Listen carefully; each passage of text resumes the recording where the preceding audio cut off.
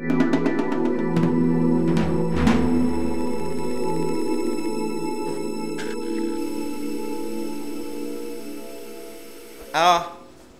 philosophy is that the experiment's been done, and what we try to do is to provide solutions, practical solutions, that facilitate a return towards the environment within which the human being evolved to function.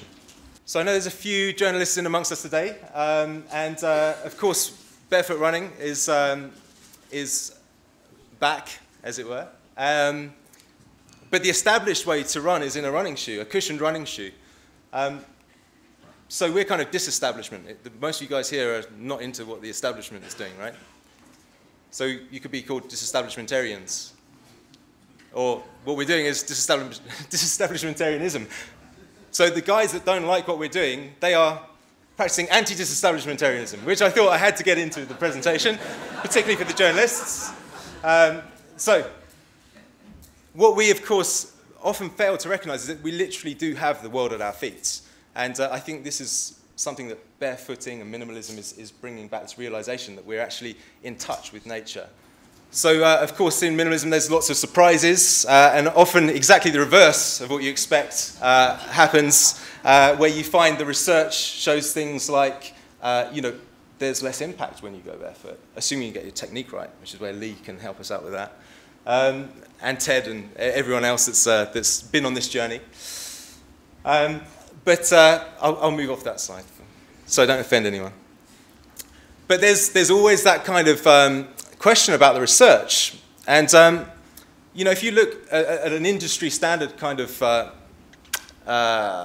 research protocol, well, most longitudinal studies, they have to be at least 3 months. Barefoot's been about 270 million years as a research project, so it's quite a longitudinal study.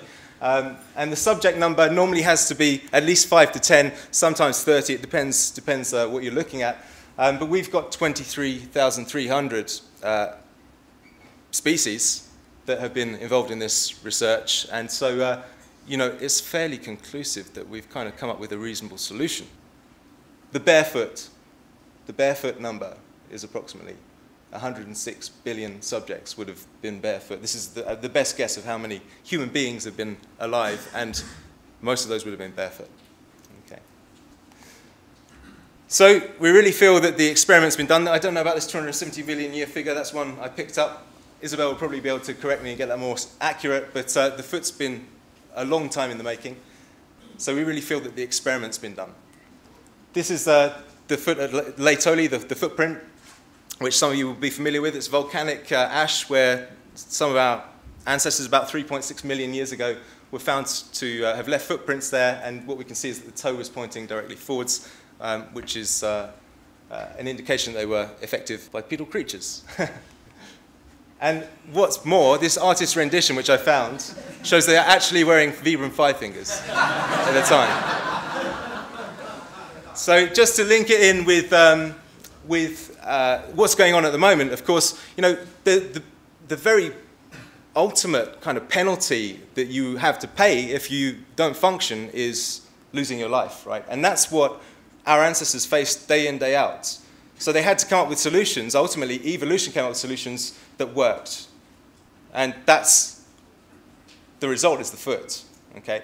So that's why the ancient Greeks, when they formed the Olympics, that's why they did it all barefoot.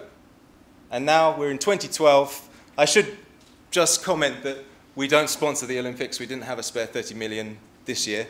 But so we're not actually officially associated. I don't think I'm really technically allowed to use the logo. But to make the point, many of the athletes that are training, we know of several athletes directly that are training in Vibram 5 fingers, but they won't be competing in them. And that's just the kind of commercial society that we have at the moment.